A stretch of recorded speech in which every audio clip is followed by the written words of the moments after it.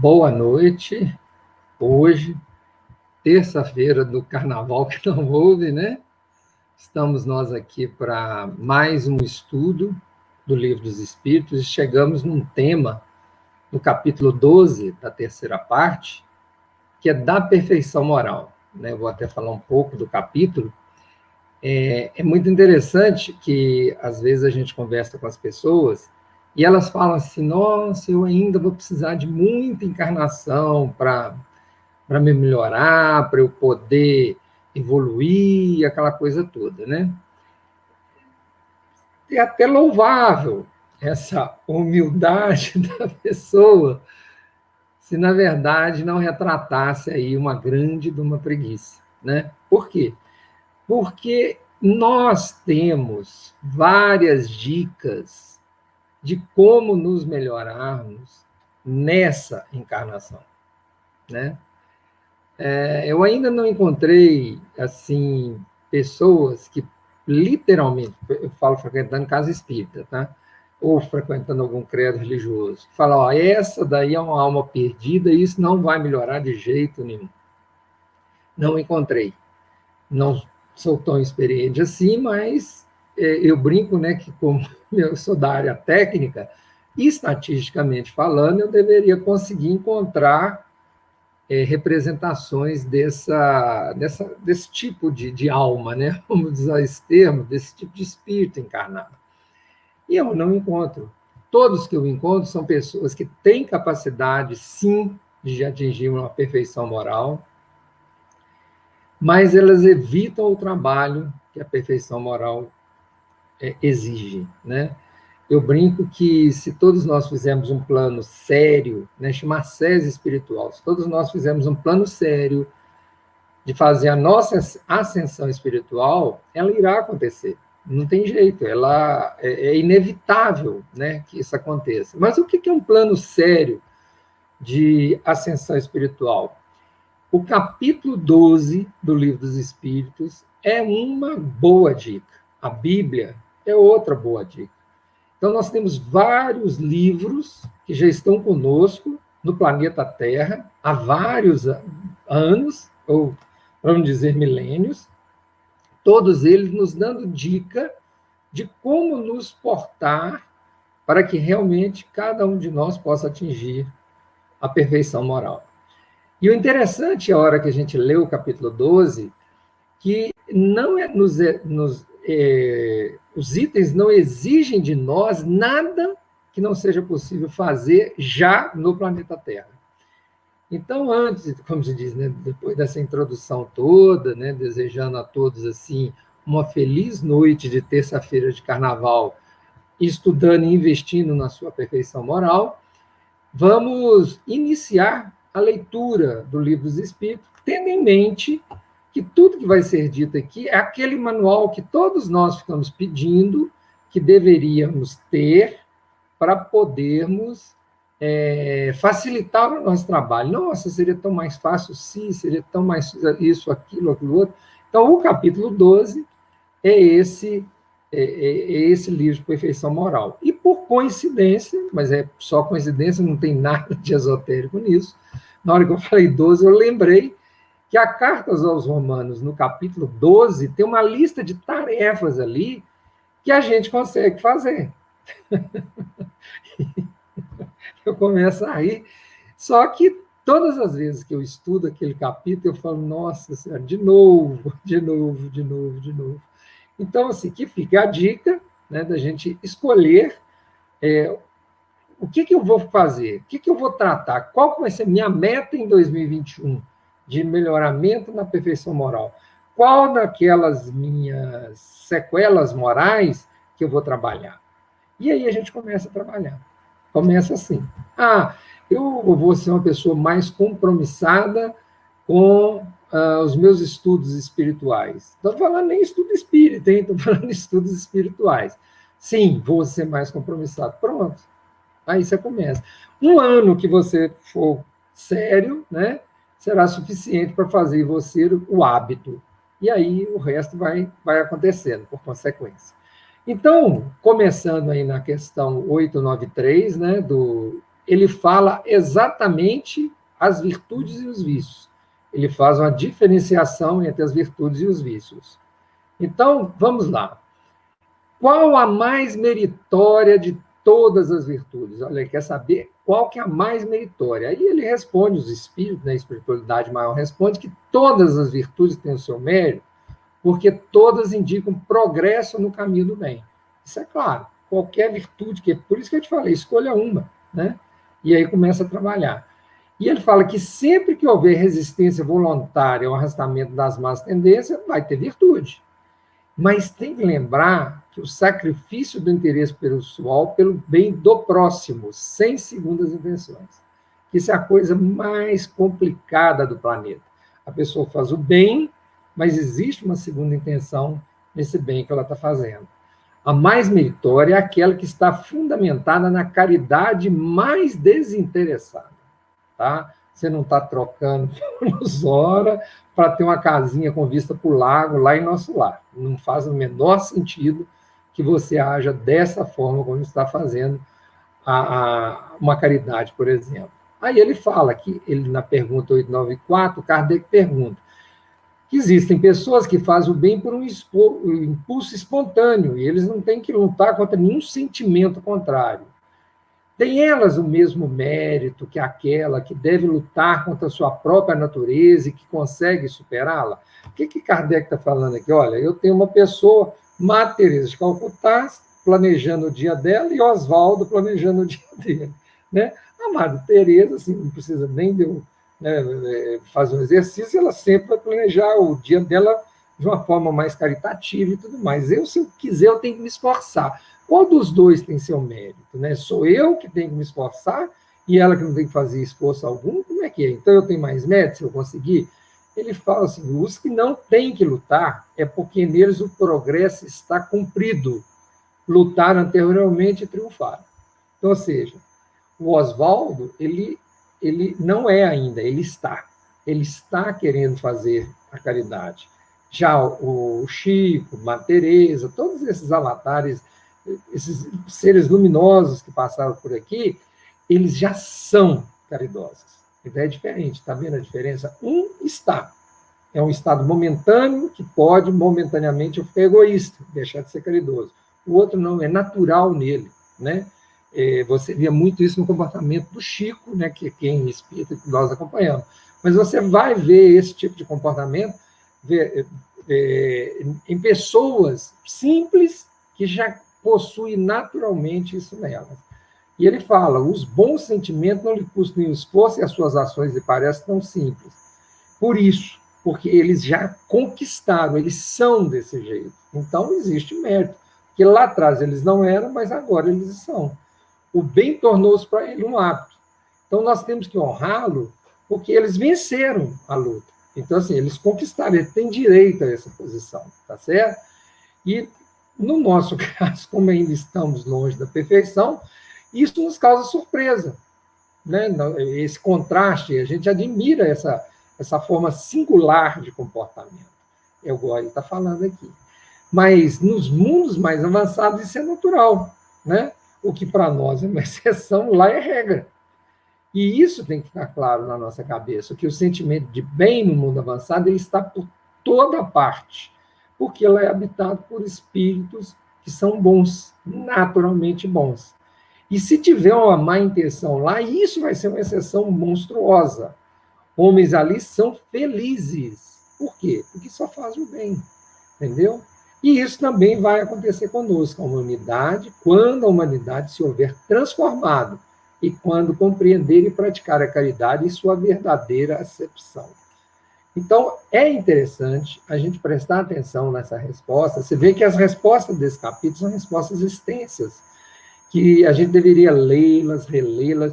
Ou seja, ele está falando, ele está comparando um com o outro e mostrando, olha, aquele que é natural nele, ele já venceu esse lado ruim que ele tinha. Né? Então, assim, ele já consegue fazer isso naturalmente. Então, ele tem o mérito da vitória sobre ele mesmo, o mérito da vitória sobre seus vícios, tá certo? Quando eu falo vícios aqui, eu estou me referindo mais aos vícios morais, tá? Do que vícios físicos, vícios morais. Continuando na 895, ele pergunta qual que é o sinal mais característico da imperfeição. É lógico, ele está falando assim, a parte de defeito e vícios sobre os quais ninguém se enganaria. Então, qual é um sinal claro que você ainda é imperfeito? O interesse pessoal. Olha só que... o interesse pessoal. As qualidades morais são geralmente como a douração de um objeto de cobre que não resiste à pedra de toque. Pedra de toque é aquelas pedras que eles usam para arranhar o metal para saber se é real aquele metal, né? Tem alguns metais que a pedra não consegue arranhar, significa que o metal é genuíno. Então, no nosso caso, a nossa moralidade, se der uma arranhadinha nela, aí a gente já fica com o pelo todo arrupiado e começa a brigar, né? Então, assim, um homem pode possuir qualidades reais que acreditem para o mundo como um homem de bem. Mas só que essas qualidades não suportam, em geral, certas provas. E basta ferir a tecla do interesse pessoal para deixar a fundo, o fundo desse, né, que ele ainda não está pronto, é descoberto. Tanto é que, né, olha só, o verdadeiro desinteresse é mesmo tão raro sobre a Terra que, quando se apresenta, pode ser admirado como um fenômeno. Aqui eu vou até abrir um parênteses daquela frase do repórter para a Madre Teresa. Vou repetir o nome dela aqui de novo. Ela hoje já apareceu, está aparecendo muito, né? Então, a hora que ele vira para a Madre Teresa, nossa, Madre Teresa, mas esse trabalho que a senhora faz, eu não faria por dinheiro nenhum do mundo. Aí ela responde para ele, nem eu, meu irmão, meu filho. Ou seja, o repórter ficou sem palavras. Ou seja, se fosse para me pagar, eu não estava trabalhando nisso. Aliás, ela era muito bem remunerada como professora, eu não sei se você sabe a história dela, e ela viu que não era ali o lugar dela, né? Porque ela dava aula para filhos de rico, e eles adoravam ela, né? Lógico que adoravam os pais. Quando ela foi embora, eles ficaram doidos por trocar os filhos de rico para cuidar de pobre no mundo, em cada hora em lugares mais diferentes. Pois é, você vê como há nela um desinteresse genuíno. Ela não fazia, na hora que ela estava ali dando aula para aquelas pessoas, ela não estava dando aula para os filhos dos ricos, ela estava dando aula para as pessoas que para ela eram importantes, precisavam aprender. A hora que ela foi atender aqueles pobres necessitados, ela não estava ali atendendo pobres necessitados, ela estava ali atendendo aquelas pessoas que naquele momento precisavam do atendimento dela. Então, assim, ela era natural nela, né? O apego a coisas materiais é um indício notório de inferioridade. Eu gosto muito dessa resposta quando nós espíritas falamos, não, mas o espiritismo não condena a riqueza. Não, não condena a riqueza. Mas ele deixa muito claro para nós tomarmos cuidado com o apego às coisas materiais. E, normalmente, as pessoas, quando defendem essa bandeira de que o espiritismo não condena a riqueza, na verdade, ele está tentando pintar pílula dourado para justificar o seu apego às coisas materiais, né? Então, cuidado, porque assim, o apego às coisas materiais é um indício notório de inferioridade. Pelo desinteresse, ao contrário, prova que vê o futuro de um ponto de vista mais elevado. Porque se você está vendo só as coisas materiais do bem deste mundo, o foco está errado, né? O foco está muito errado. Isso vale para todos nós, tá? Eu falo assim, quando eu me vejo... eu brinco assim, quando eu vejo que a coisa está tomando conta do meu espírito, eu falo, opa, deixa eu tomar cuidado, que tem alguma coisa errada aí. Na 896, o Kardec pergunta, há pessoas desinteressadas, mas sem discernimento, que prodigalizam seus haveres sem utilidade real, por não saberem lhes dar um emprego criterioso. Haverá algum mérito por isso? A pessoa... Tem dois casos, né? Tem uma que realmente o dinheiro é dela, né? Os bens são dela, e ela é uma pessoa que sai dando, distribuindo sem nenhum critério. E tem aquela que adora fazer caridade com o dinheiro do outro, né? Principalmente dos pais, por exemplo. Então, assim, você tem que fazer caridade com algo que seja seu. Ah, eu não tenho dinheiro, quem tem dinheiro é meu pai, então doe seu tempo, né? Mas nunca vai doar coisa dos outros. Cada um que doe o que é seu. Ah, não, eu herdei, agora meus pais já passaram dessa melhor, e eu herdei a herança. Beleza, se você quiser fazer, aí é detalhe. Mas olha qual vai ser a resposta, uma doação totalmente assim, sem critério. Ele fala, tem o mérito do desinteresse, mas não o do bem que poderia fazer. Ou seja, na hora que eu saio distribuindo de qualquer jeito, eu poderia ampliar a minha ação. É isso que eles estão falando. Então, eu falo, ó, o desinteresse é uma virtude. Já a prodigalidade refletida é sempre uma falta de tino. Então, ou seja, a fortuna não é dada a alguns para ser lançada ao vento, nem para ser encerrado no cofre forte. Então, ele fala, então, nós todos teremos que responder por todo o bem que poderíamos ter feito com o nosso tempo, com tudo, né? E que não fizemos. Por todas as lágrimas que poderíamos secar, com o dinheiro dado aos que realmente estavam necessitados. Então, ou seja, se é para eu fazer caridade, que eu me prepare, né, para fazer a caridade. Ah, não, eu vou dar dinheiro. Ah, parou, não pediu dinheiro, eu vou dar dinheiro. Ah, não sei o quê. Não, não é isso. Se você quer realmente fazer um trabalho caritativo, se planeje para fazê-lo, né? Para que você atinja sempre o maior número possível de necessitados. É o que a resposta está falando. Porque, às vezes, você entrega coisas para a pessoa que não estão precisando. Todo mundo já deve ter ouvido falar, pessoas que recebem tanta ajuda de tantos credos religiosos diferentes, que a pessoa vai empilhando em casa e aí ela para até de lavar a roupa. Por quê? Porque sempre vai chegar uma roupa nova, limpa para ela, ela não precisa lavar a roupa que ela usa, né? Porque ela é mais fácil ali lá no monte pegar outra. Então, assim, aí já está havendo um excesso e de uma forma de pouco critério. Então, você não vai tirar a pessoa daquela condição. Em vez de ajudá-la, você acaba atrapalhando, né? É muito importante. No 897, Kardec pergunta, os que fazem o bem sem visar a recompensa na Terra, mas com esperança de que será levado em conta na outra vida, na qual sua posição seja melhor, é repreensivo e esse pensamento lhes prejudica o adiantamento? Olha só, eu vou fazer o bem agora, né? Porque aí eu vou adquirir bônus hora, e na hora que eu desencarnar, eu vou ter bônus hora para adquirir uma casa com vista para o lago de nosso lar. Ele vira e fala, a resposta deles é clara, é necessário fazer o bem por caridade, isso é, com desinteresse.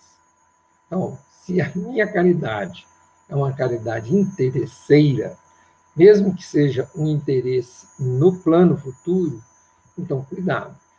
Porque eu brinco com as pessoas, vou até fazer um parênteses aqui, né? Eu brinco com as pessoas nessa hora que nós temos dificuldade em fazer o bem. É natural em nós essa dificuldade. E por que é natural em nós essa dificuldade? Pelo egoísmo que nós estamos, pelo nível espiritual em que nos encontramos. Então, não é fácil fazer caridade de forma desinteressada.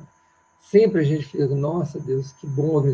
Mas note que você deve se esforçar para ver você no futuro, o que você deseja ser no futuro, e começar a ter ações daquela pessoa lá do futuro, né? Então, olha, eu planejei que no futuro eu quero ser uma pessoa mais calma.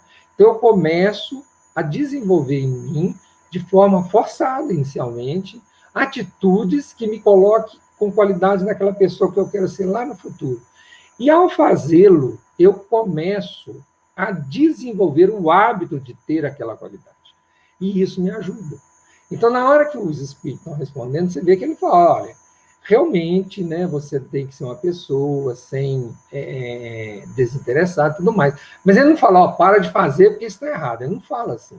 Por quê? Porque para pensar comigo.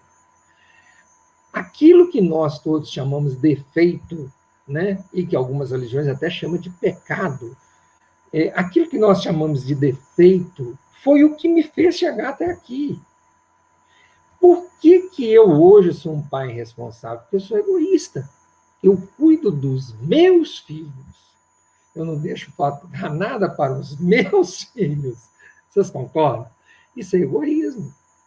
Mas é um egoísmo bom, porque eu poderia ser mais egoísta e falar assim, filho não é problema meu, é problema da mulher. Não tem homens que pensam assim? Então, você vê que nós vamos trabalhando aqueles sentimentos que são ruins, mas que, ao mesmo tempo, eles nos fazem ir progredindo de uma forma mais devagar. Mas se eu começar a olhar lá na frente, falar qual é a qualidade que eu quero? Eu quero ser um pai que consiga ver todos, igual, de novo, né, o Chico, né, Irmã Dulce, a Zilda Arnes, vários, eu gosto muito de dar os exemplos brasileiros, para a gente falar assim, olha, aqui aconteceu aqui, no meu país, né? São pessoas que se desprenderam materialmente e começaram a se doar para a humanidade aonde eles estavam inseridos. Então, assim, eu vou chegar lá, eu vou conseguir chegar lá. Um dia eu vou conseguir, não agora. Né? Eu tenho uma amiga, por exemplo, já devo ter falado dela aqui, lá de Porto Velho, que ela é uma pessoa que adotou 17 filhos, depois de aposentada. Olha que legal. Eu não consigo fazer isso. Nossa, só de pensar, nossa, 17 filhos ela adotou depois de aposentada.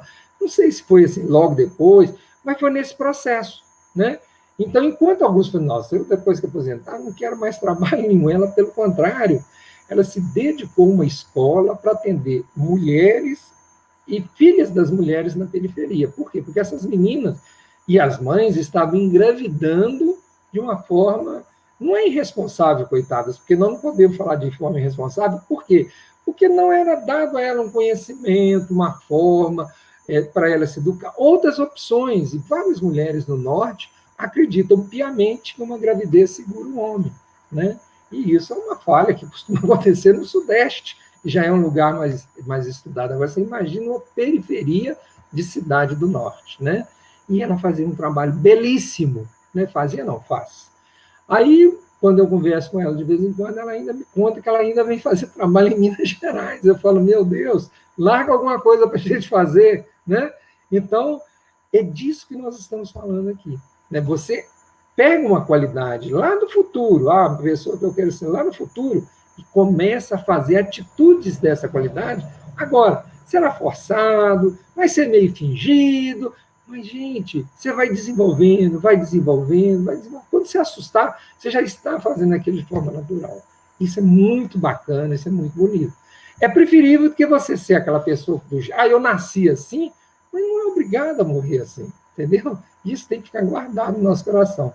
Por isso que eles respondem dessa forma. Olha, não é tão meritório, mas tem seu valor, né? Na 897A, ele fala, no entanto, todos têm um desejo muito natural de progredir para sair da situação penosa da vida. Os próprios espíritos nos ensinam a praticar o bem com esse objetivo. Ou seja, eu vou praticar o bem para eu ir melhorando. Haverá algum mal em supor que, ao fazermos o bem, se pode esperar uma situação melhor? Ele falou, não, certamente que não. Mas aquele que faz o bem sem segundas intenções e pelo prazer único de ser agradável a Deus e ao seu próximo sofredor, ele já está com um grau de adiantamento que lhe permitirá chegar muito mais rapidamente à felicidade. Foi aquilo que eu falei, você começa e vai, chega uma hora que você vai se sentir bem fazendo aquilo. Ele, igual eu falo, né? Esse que vai chegar à felicidade, ele fica numa situação melhor do que aquele outro que sempre está fazendo cálculo, e não por uma iniciativa natural do coração. Eu vou até, de novo, fazer um parênteses aqui. Eu lembro uma vez, num dos estudos espíritos, uma das irmãs nossas, lá, que é frequentadora, virou e falou a respeito do trabalho que ela fazia com alcoólatras adictos, né, de modo geral, alcoólatras e dependentes químicos. Então, eu falo, eu ainda não tenho paciência. Falei assim mesmo. E no estudo, eu fui... O troço, a espiritualidade, de vez em quando, arruma um jeito esquisito de nos ensinar. Né? Eu falei aquilo, e ela falou, e ela respondeu de um jeito tão doce. Ela falou, eu não penso assim. Porque, por pior que a pessoa seja, de alcoólatra, de ter vícios, ela tem fome. E a gente, quando está com fome, a barriga dói, né? E aí eu lembrei, uma vez eu explicando para os meus filhos, que nós não temos fome. Quem tem despensa em casa com comida guardada não tem fome. Eu falei para eles, a gente tem no máximo um apetite. Fome, barriga doer, você sentir ela vazia, você ficar tonto, você desmaiar porque você está... Não, nós nunca tivemos isso, graças a Deus. Vários de nós, né? Então, aquilo mexeu comigo. Aí, passou uns dias, eu procurei o pessoal e falei, eu quero fazer esse trabalho junto com vocês. E começamos. Então, A primeira vez, quando eu cheguei, eu achei tudo esquisito. Eu estava deslocado. Se você me tirar esse trabalho hoje, eu me sinto mal. Eu confesso para você que hoje esse trabalho, ele me ensina mais do que... Eles me agradecem quando eu estou lá, mas sou eu o principal beneficiado. Eu gosto muito de falar para eles, olha, se eu tivesse a força de vontade que vocês têm para se livrar da bebida e da dependência química, se eu tivesse a mesma força para me livrar dos meus vícios morais e espirituais, eu estava feito. Então, eu falo, vocês para mim são um exemplo de força, de coragem, né, de dar a cara a tapa. Então, é muito bonito isso. Por quê? Porque, num primeiro momento, eu neguei. No segundo momento, eu hoje sou grato a todos eles. Então, quem mudou? Foram eles? Não. Graças a Deus, quem mudou fui eu. Né? E isso é bom. Isso eu vejo como um bom sinal. Então, é por isso que eu falo, comecei de forma forçada. Por isso que eu gosto sempre de falar, tem muita coisa que já dá para fazer no planeta agora, nessa encarnação, não precisa a próxima. O mundo está perdido. Está perdido. Principalmente porque você não começa aquilo que deveria ser sua responsabilidade. Frase do Emmanuel: se cada um de nós cuidasse dos seus deveres morais, o mundo acordaria com 2/3 dos seus problemas resolvidos. Né? Mas não é minha, é o Emmanuel puxando a nossa orelha. Né? E eu estou doido para chegar nesses 2/3 melhorar. Na 897B, ele ainda insiste, não haverá aqui uma distinção a fazer entre o bem que se pode proporcionar ao próximo e o cuidado com a correção dos próprios defeitos. Compreendemos que fazer o bem com o pensamento de que será levado em conta em outra vida é pouco meritório, mas emendar-se, vencer as paixões, corrigir o caráter e aproximar-se dos espíritos bons e progredir será igualmente um sinal de inferioridade? Ou seja, eu estou tentando me aproximar dos bons exemplos. Ele fala, não, de jeito nenhum, nós não estamos falando isso. Por fazer o bem, nós queremos dizer ser caridoso. Você lembra que eu falei, olha, eu faço bem. Eu estou... Agora, o Chico, esse outro pessoal, eles são caridosos. Eu tenho que planejar, eu tive que me esforçar e tudo mais. Eles não. Então, nós, ele está falando, aquele que calcula cada boa ação pode render-lhe na vida futura, ainda nessa vida terrena, age de maneira egoísta. Né? Ele está só pensando, mas não há nenhum egoísmo em melhorar-se, visando se aproximar de Deus, visto que é o objetivo ao qual cada um deve se dirigir. Então, foi o que eu estava comentando, né? Aqui em relação a como é que fala? Em relação a essa questão. Na hora que eu me esforço para fazer esse trabalho desse jeito, né, dessa forma, momentaneamente dá a impressão de ser uma coisa interesseira, mas não é. Na verdade, é a luz, aquela atração que emana do Pai, me atraindo para o bem. Então, assim, é irresistível. Né? Então, não tem jeito. Eu vou chegar nesse ponto. E aí eu começo a fazer a coisa de uma forma um pouco forçada, né? Vamos falar assim, igual eu falei para vocês a primeira vez que eu cheguei, achei estranho o ambiente, achei estranho as pessoas, mas hoje, por incrível que pareça, por causa da pandemia, nós fomos obrigados a nos recolher. Então, eu sinto falta. Né? Então, por isso que eu falo, nesse estudo que nós estamos fazendo agora, né, esse estudo vou até voltar aqui, porque eu esqueço, da perfeição moral, nós temos que nos ver já. Como que eu vou ser quando eu for moralmente perfeito? Eu vou ter essa qualidade, eu vou ter essa, eu vou ter essa, eu vou ter essa. Nossa, vai ser tão bom. Escolhe uma, trabalha uma, sabe? Uma que você acha que você vai conseguir trabalhar. Uma que você já vê que você quase consegue fazer. Né? De vez em quando você escorrega. Não tem problema, não. Escolhe uma por ano. Imagina, olha só que bacana. O ano inteiro eu vou tomar conta dessa qualidade moral. E aí a coisa vai melhorando, tá bom? Já estamos na nossa hora, né? Nessa meia hora de estudo. Eu agradeço a presença aí da Maria Lúcia, da Vera, da Gisele, é da nave, Gilceia. E conto com vocês na quinta-feira para a gente dar continuidade. Esse capítulo é muito prático, tá? Não é só para ler, não, é para praticar e colocar em dia. Uma boa noite para vocês e até quinta-feira.